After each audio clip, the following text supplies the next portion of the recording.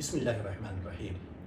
حضرت ابراہیم علیہ السلام نے مکہ مکرمہ کو اپنی بیوی کے لیے حضرت حاجرہ علیہ السلام اور اپنے بیٹے حضرت اسماعیل علیہ السلام کے لیے جب بطور وطن کے منتخب کیا اور اسے اپنے بیٹے کا وطن بنایا، اپنی بیوی کا وطن بنایا، اپنا وطن بنایا، تو حضرت ابراہیم علیہ السلام نے دعا کے لیے ہاتھ اٹھائے۔ پہلی دعا کی وطن کے لیے، رب اجعل ھذا البلد آمنا، اے اللہ یہ مکہ ہمارا وطن بننے لگا ہے، میری اولاد کا وطن بننے لگا ہے، میرا وطن بننے لگا ہے، اسے پرامن بنا، اس کے اندر دہشت گردی نہ ہو، اس کے اندر فساد نہ ہو، اس کے اندر اختلافات نہ ہو، اس کے اندر لوگ ایک دوسرے کی ٹانگیں نہ کھینچیں، اس کے اندر مثالی محبت ہو، اخوت ہو، بھائی چارہ ہو۔ اے اللہ اسے امن کا گہوارہ بنا، محبت کا گہوارہ بنا، پرسکون بنا۔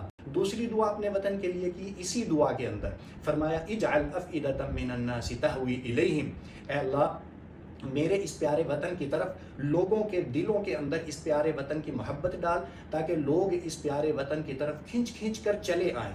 اس وطن کو ایسا بنا دے کہ پوری دنیا کے لوگ یہاں آنے کو ترسیں اور پوری دنیا سے لوگ جوق در جوق اس پیارے وطن کے اندر پہنچنے کی کوشش کریں۔ اور تیسری دعا یہ کی وارزقہم من الثمرات لعلہم یشکرون، اے اللہ میرے اس پیارے وطن کو مضبوط معیشت نصیب فرما۔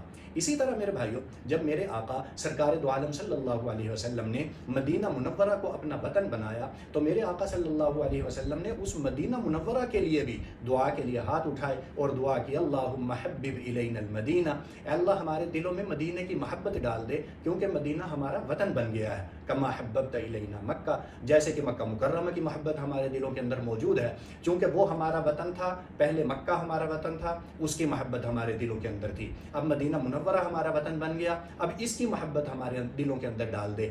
او اشد منہا، بلکہ مکہ مکرمہ سے بھی زیادہ مدینہ منورہ کی محبت ہمارے دلوں کے اندر ڈال دے۔ اور آگے فرمایا وانقل حماہا الی الجحفہ، اے اللہ اگر مدینہ منورہ کے اندر کوئی وبائی امراض ہیں، وبائی بیماریاں ہیں، اسے یہاں سے نکال کر دور دراز کا ایک علاقہ ہے جحفہ، اس کے اندر ڈال دے۔ مدینہ منورہ کو ہر قسم کے وبائی امراض سے پاک فرما، کیونکہ یہ میرا وطن بن گیا۔ تو میرے بھائیوں، اپنے وطن کے لیے دعائیں کرنا پیغمبروں کا طریقہ ہے۔ اپنے وطن کے لیے پیغمبروں نے دعا کی اور ہمیں یہ سبق دیا کہ ہم بھی پیارے وطن کے لیے دعائیں کیا کریں۔ تو آئیں دعا کریں کہ اللہ تبارک و تعالی ہمارے اس پیارے وطن کے اوپر کرم فرمائے اور ہمارے اس پیارے وطن کو پائندہ تابندہ رکھیں، اور قیامت تک اللہ تبارک و تعالی کرے کہ ہمارا پیارا وطن اسلام کے قلعے کے طور پر پوری دنیا کے اندر اسلام کا پرچم بلند کرے۔